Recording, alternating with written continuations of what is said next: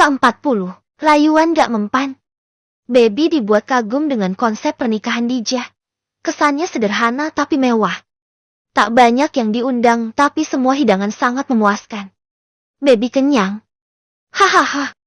Dia puas sekali nyoba kanan kiri makanan. Plus, di sini sistemnya dipisah. Bagian lelaki ya di tempat lelaki dan perempuan di tempat perempuan. Prosesi pernikahan juga simpel. Hanya pembacaan maulid dan itu dibaca di pihak lelaki, lalu akad. Setelahnya langsung makan. Akan ada momen pengantin lelaki dibawa masuk ke area perempuan untuk Dijah cium tangan dan baby. Mewek saat itu terjadi. Terharu. Kenapa pernikahan Dijah manis sekali? Huhuhu. Tapi ini sahabatku sendiri. Aku juga harus ikut senang. Wajah bahagia Dijah terpancar dan dirinya yang berbaju pengantin putih dan dandanan cantik tak berlebihan benar-benar terlihat seperti ratu sehari. Si anak juragan kambing itu memang tampan sih, dan manis. Pantes Dijah kelepak-kelepak. Acara pernikahan berakhir hanya dalam 1,5 jam. Singkat, padat dan jelas. Makanannya enak dan baby keluar sudah kenyang. Walau ia tak jamin. Karena di perjalanan akan ada 4 jam lagi, palingan ia sampai pondok lapar lagi. Baby keluar dan mendapati Hama sudah berdiri di seberang, di dekat pohon.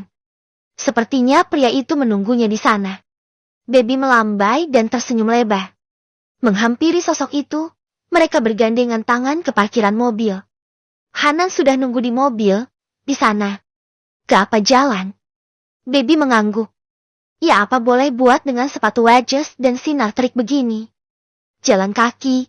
Wah mantul kali lah pokoknya. Tapi tadi Gus Hanan gak berulah kan? Masa dia pakai gamis putih sih? Enggak. Mantennya pakai kalungan melati dan jas hitam kok. Bukan gamis putih. Kenapa? Aman-aman aja kan? Baby mengangguk. Mereka tiba di mobil dan langsung bertolak lagi ke pondok. Baby lepas sepatunya dan menjulurkan kakinya. Ya maklum orang tak terbiasa memakai sandal selain sandal jepit ya gini ini. Oh iya, ini hatnya mas. Baby mengeluarkan ponsel Hamad. Karena tadi memang meminjamnya untuk foto-foto dengan Dijah. Ia sudah puas memfoto temannya itu. Udah puas foto-fotonya. Terus aku gimana ini? Di HP kau ada banyak foto pernikahan perempuan lain. Apa nggak jadi fitnah ini? Goda Hamad. Ya, aku kan gak punya HP mas.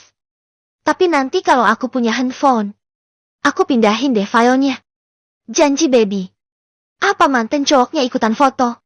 Ada sih. Ada yang iya ada yang enggak. Yang jelas. Dijah cuantik banget.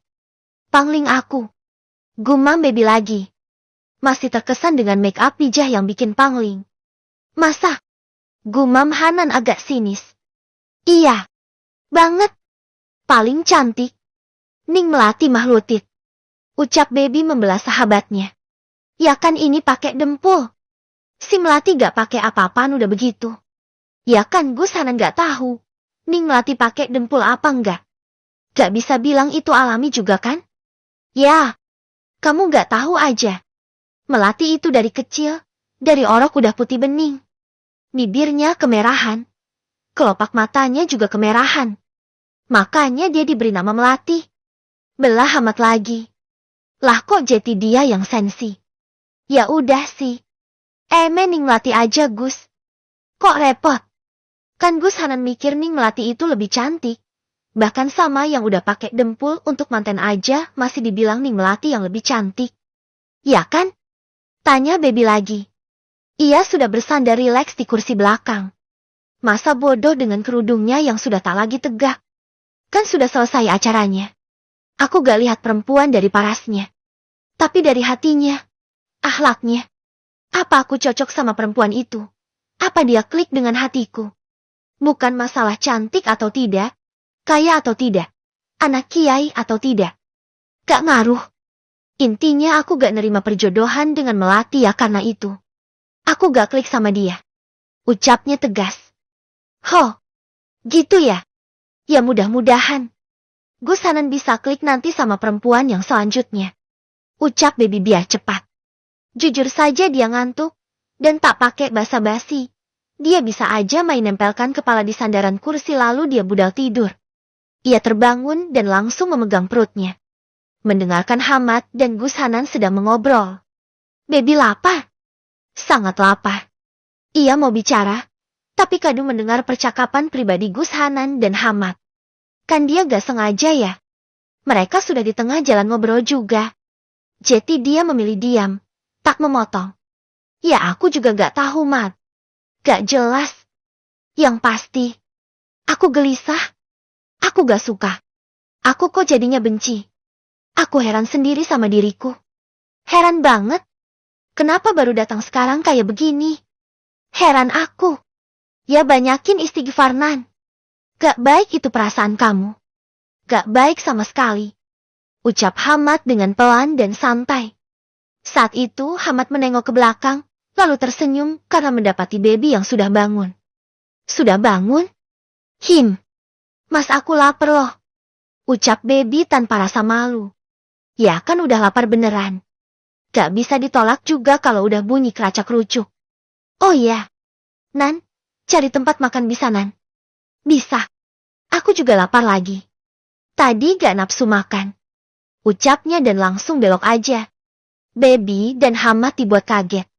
Entah mungkin Gus Hanan sudah tahu areanya, atau bagaimana. Yang jelas ia main belak-belok aja drastis. Orang yang modelan nyetir sambil emosi. Sini aja. Langganan aku. Ucap Hanan main lepas seat belt dan buka mobil. Baby membuka pintu dan menunggu suaminya. Ia langsung menggandeng Hamad. Dia lagi marah ya, Mas? Enggak. Hahaha. Dia kalau lagi mudia gitu. Jawab Hamad dengan lembut. Mereka berjalan bergandengan tangan mengikuti langkah Hanan yang sudah di depan. Saat tiba di pelataran masuk rumah makan itu, Hanan langsung menyuruh mereka pergi lagi. Udah aku pesenin, langsung ke gazebo 2. Ucapnya tegas.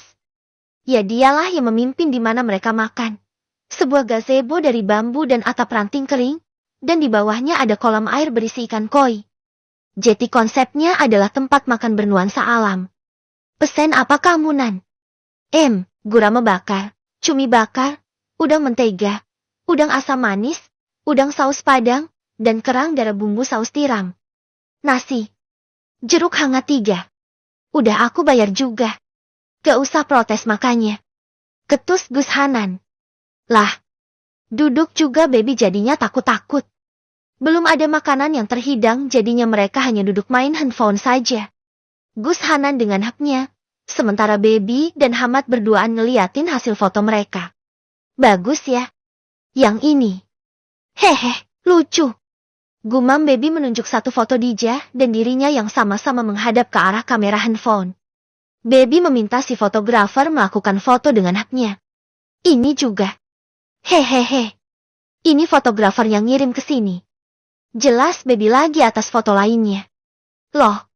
Kamu nyimpen nomor fotografernya? Baby menggeleng. Bukan. Ini nomornya Dijah. Aku kan gak ada HP. Jadi aku nyimpen paket nomor kamu. Hehehehe. Si fotografer moto dari kameranya terus dikirim paketnya Dijah. Kan tadi aku tukeran nomor. Hehe. Gak apa kan? Tanyanya lagi. Takut marah si Pak Bos. Karena ini nomor sahabatnya. Gak apa. Kan sahabat kamu. Kamu juga yang chat sama dia. Bukan aku. Baby mengangguk. Coba. Lihat. Mana sih? Si Dijah. Kok ampe dibilang kaya ratu sehari segala? Ucap Gus Hanan agak mudi. Tangannya terjulur ke depan. Hamad menengok ke baby, seperti minta izin. Yang ini aja. Yang akunya gak cantik. Nanti Gus Hanan takjub aku lagi.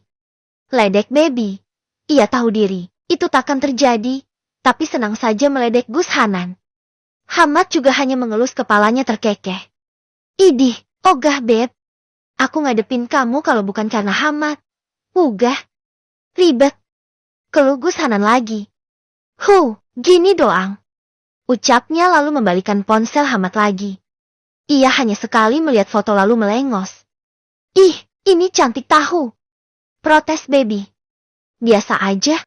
Balasnya ketus. Cantik buat aku. Karena menurutku ini cantiknya manis, gak ngebosenin. Serah deh. Ketus Gus Hanan lagi. Fix orang ini kayak PMS aja. Sensian. Yang katanya belajar sama suami sendiri bisa buat cerdas. Karena hitungannya privat. Bohong.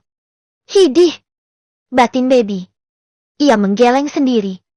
Yang ada, dia malah terdistraksi terus. Jadi jadwal belajar baby saat ini adalah, ia akan sekolah formal di pagi hari dan akan ada banyak tugas numpuk belum lagi tryout dan sebagainya. Ya penderitaan kelas akhir lah. Biasa. Lalu setelahnya ia harus cepat mandi, sholat zuhur, makan di kantin, lalu cepat lagi ke rumah Pak Kiai dengan materi diniyah dan prepelajaran formalnya. Bukan ke rumah Pak Kiai, tapi ke rumah Hamad. Langsung ke sana. Nah, berhubung itu juga jam mengajar Hamad. Baby harus menunggu dulu. Selagi Hamad mengajar kelas diniyah banin, alias santri pria. Tapi Baby akan dapat akses ke handphone Hamad yang sengaja ditinggal di sana. Ini berguna untuk Baby mencari materi yang dijadikan tugas pelajaran formalnya. Tapi, nyatanya lebih banyak dia yang chat-in sama Dijah. Hehehe.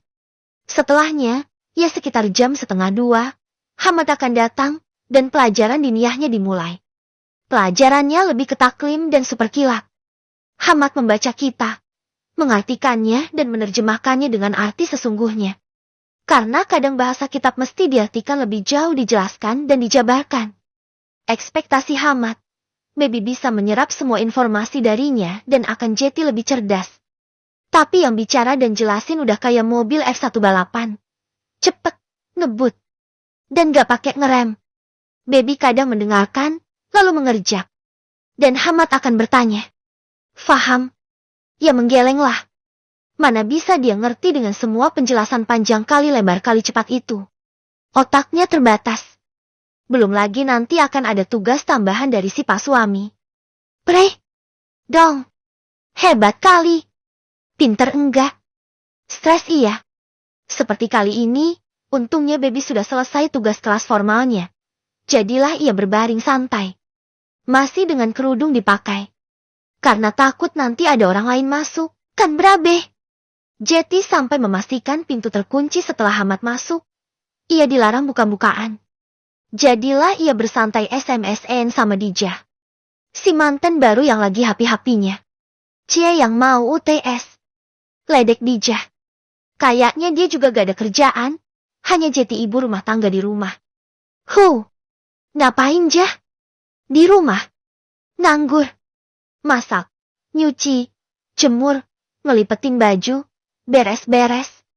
Ya gitu deh. Ya ibu rumah tangga sejati kamu Jah. Ya gitu deh. Tapi Beb. Aneh deh. Membaca pesan terakhir Baby Jeti duduk. Apanya yang aneh? Suamiku. Kalau sedang. Itu suka aneh. Jawaban Dijah yang satu ini membuat Baby mendelik. Gila aja ini si Dijah pakai ngomongin beginian. Katanya Ustadz Hamad, urusan suami istri. Apalagi urusan ranjang itu nggak boleh sama sekali dibahas di luar kamar. Maksudnya sama orang lain, walau aku sahabatmu sendiri. Itu jawaban Baby. Ya, aku tahu. Tapi, ini aneh. Makanya aku nanya. Mau nanya ke siapa lagi aku? Itu jawaban terakhir dari Dijah. Lalu pintu rumah terbuka. Ada sosok Pak Suami bergamis putih dan senyuman mempesona, tapi mukanya tetap angker datang. Sontak Baby langsung umpetin hapnya. Baru pulang Mas? Sapanya nyenyir kuda. Hamad tahu apa yang dilakukan Baby. Jadi ia hanya mengangguk dan mendekati istrinya. Duduk di depannya dan menyodorkan tangannya. Baby menimpali dan mencium taksim tangan itu. Lalu membuka bukunya. Kalau sedang belajar itu gak boleh buka jilbab ya guys ya. Karena itu salah satu adab. Sopan santun juga. Apalagi ada ngajiannya. Jadilah Baby belajar dengan baju rapi dan berjilbab juga. Lain kata kalau belajarnya sudah selesai. Semua kitab sudah dirapihkan. Yaitu terserah Anda. Mas. Bisa gak? Ini kan aku mau mendekati UTS. Bisa gak tugasnya gak usah aja? Anak yang lain aja diniyahnya gak sebanyak aku tugasnya Mas. Ya Ya, ya, keluarlah jurus ya. Ya, ya itu lagi, modus tingkat tinggi. Tapi Hamad bergeming. Diam. Terus saja menulis tugas yang harus dikerjakan baby. Sebuah pre-5 nomor. Tapi beranaknya banyak benar. Satu nomor ada 5-8 anak buah. Ini namanya keluarga tanpa rencana. Ngeselin. Baby cemberut. Dan berpikir keras. Apa kiranya yang bisa ia lakukan untuk membuat tugas ini batal? Mas, gak kasihan sama aku apa? Renyeknya. Ya ini biasanya si manjur. Aku justru kasihan sama kamu. Makanya ngasih pre. Balasnya tegas. Adeh.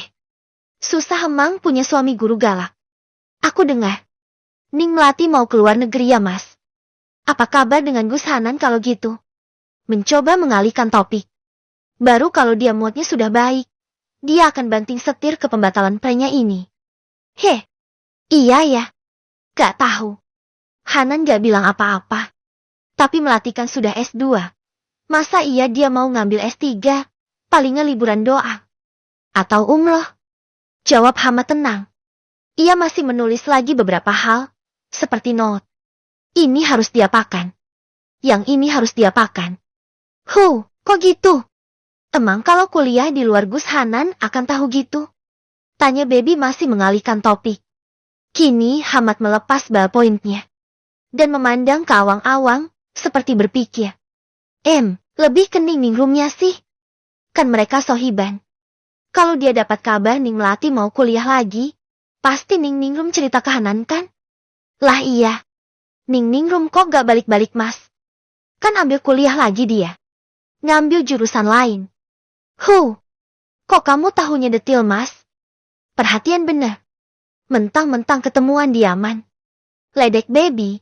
Ia mencowel kawal dagu Hamad dengan berani. Ini kalau bukan suami sendiri. Udah kena smackdown kayaknya. Karena lirikannya langsung beda. Cemburu? Baby menggeleng. Lebih ke kepo aja. Ningrum itu saudara kandung dari sahabatku. Wajar aja aku tahu. Kan? Lagian yang jadi istrinya Hamad Bukhari itu kan Baby Humairah. Bukan yang lain. Gitu ya? Abisnya kan aku sedikit rendah diri rasanya. Berada di deretan para perempuan cantik dengan pendidikan mentereng. Kayak. Beda level gitu. Rajuk baby. Ya, makanya. Hamad kini melembut. Mengelus kepala baby pelan dan menundukkan kepalanya agar bisa melihat wajah istrinya itu. Makanya kamu belajar yang giat. Kalau kamu merasa gak pantas, gak setara sama mereka, kamu usaha. Belajar yang giat sampai kamu ada di level itu. Tanyanya lembut. Baby tersenyum sampai matanya sipit. Ini waktunya. Ia mengangguk pelan. Tapi wajahnya masih sedikit cemberut. Merajuk. Ia mengait lengan suaminya. Mas. Tapi. Tugasnya gak USA ya? Ya. Renyeknya. Enggak. Vonis sudah keluar. Di samping semua jurus pengalihan baby. Ujungnya adalah. Gak mempan.